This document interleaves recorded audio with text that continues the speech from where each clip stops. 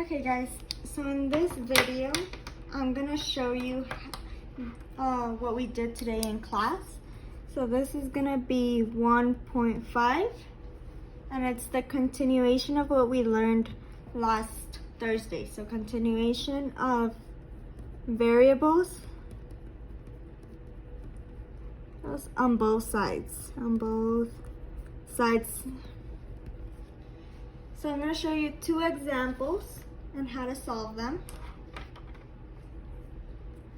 So example is gonna be 8x plus 1 equals 7x minus 14 minus 2x. So this is our example.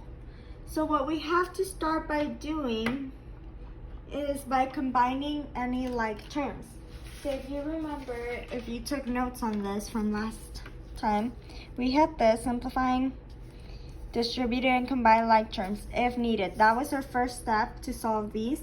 And then our second step was move the variables to the same side of the equal sign. And our third step was move the constants to the opposite side. So my first step tells me to simplify, distribute, and combine like terms. So here I'm going to combine any like terms I see, which are going to be 7x and negative 2x. I'm going to combine those two, and this is going to end up giving me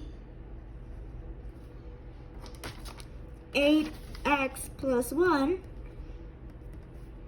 8x plus 1, that stays the same. And then when we combine like terms, we're adding or subtracting. So in this case, I'm going to do 7x minus 2x, which will give me 5x, because 7 minus 2 is going to be 5. And since both of them have an x value, you leave it as an x. And don't forget your 14. So everything else stayed the same. The only thing I did was combine my like terms. So once you combine like terms, we can move on to my second step, which is move the variables to the same side of the equal sign. So in here, we're going to move anything that has a variable to the same side. So you could move the 8x to your right or the 5x to your left. It doesn't really matter. At the end, it should give you the same answer. But on here, I'm going to start by moving my 5x. So I'm going to do minus 5x minus 5x. Once you do that, these end up canceling. And on this side, you have 8 minus 5, which is going to be 3x. And everything else stayed the same. So the plus 1 and the negative 14. Once you did that, we move on to my third step that we saw on Thursday, which was move constants to the opposite side.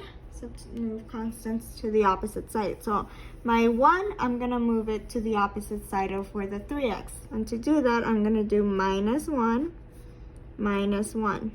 Those end up canceling, and you're going to be left with 3x equals, and then negative 14 minus 1 is going to give you negative 15. Once you did that, all you have to do is divide by 3 on both sides. Then the 3 ends up canceling, and you're going to be left with x equals negative 15 divided by 3 will give you a negative 5. And that'll be your answer. And once you do all of that, you still have to check it, guys. Remember, you have to check. So I'm going to show you how to check. I'm going to be checking using a calculator because it's the fastest way, but you can do it by hand. So on here, to check, what I'm going to do is I'm going to take the original equation they gave me, which was 8x plus 1 equals 7x minus 14 minus 2x. That was my original equation. And what I'm going to do is I'm going to replace any x variable with the answer we got. And the answer we got was negative 5. So every time I see an x variable, so right here, and right here, those are going to be replaced with negative 5. So what I mean is I'm going to do 8 times negative 5 plus 1 equals 7 times negative 5 minus 14 minus 2, and then instead of that x again, I'm going to put another negative 5. Once you did that, all you have to do is plug it into a calculator. So on here I have this calculator.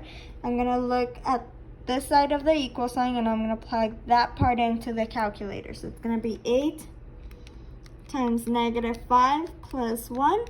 That's going to give me negative 39 equals. And you do the same thing with the other side of the equal sign. So on here, same thing. I'm going to do 7 times negative 5 minus 14 minus 2 times negative 5. And that gives me negative 39. So negative 39 equals negative 39. We know that's true, so I'm going to put a little check mark, and we're done with that problem. So now what I'm going to do is I'm going to show you another example.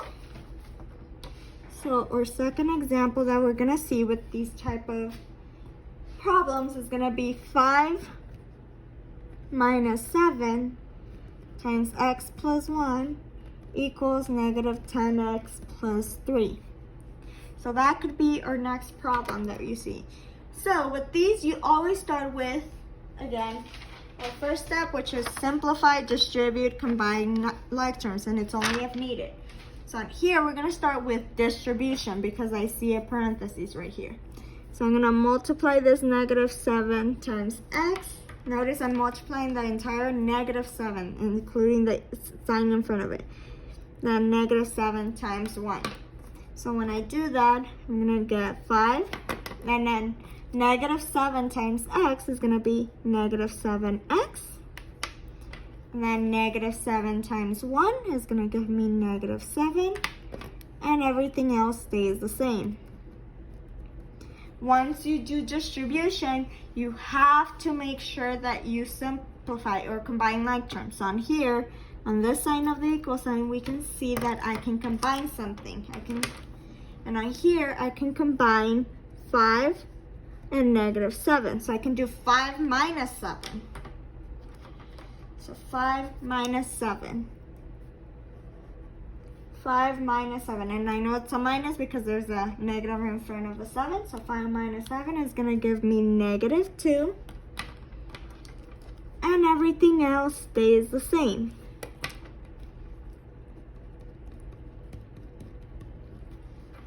So once you did that, now you can move on to your second step, which is move the variables to the same side of the equal sign. So we're gonna have to move all my variables to the same side of the equal sign. With this one, you can move the negative 7x to your right or the negative 10x to my left. Doesn't really matter, they should give you the same answer at the end. I'm just gonna move the negative 7 because I always try to move the one that's actually, I'm actually gonna move the negative 10x to my left. Yeah. So I'm gonna do that. Again, it doesn't really matter which one you end up moving. They should end up giving you the same answer at the end. So plus 10x. These are gonna end up canceling because negative 10 plus 10 is cancels. And then over here, we're gonna be left with negative 2. And then negative 7 plus 10 is gonna give me positive 3x equals positive 3. Once you moved all your variables to the same side, we have to move all constants to the opposite side. So anything that doesn't have a letter, I'm gonna move it to the opposite side. So on here, I'm gonna move this negative 2 to the opposite side of the equal sign. So it's gonna be plus 2 plus 2. These end up canceling and we're left with 3x equals, and then 3 plus 2 is gonna give you a 5.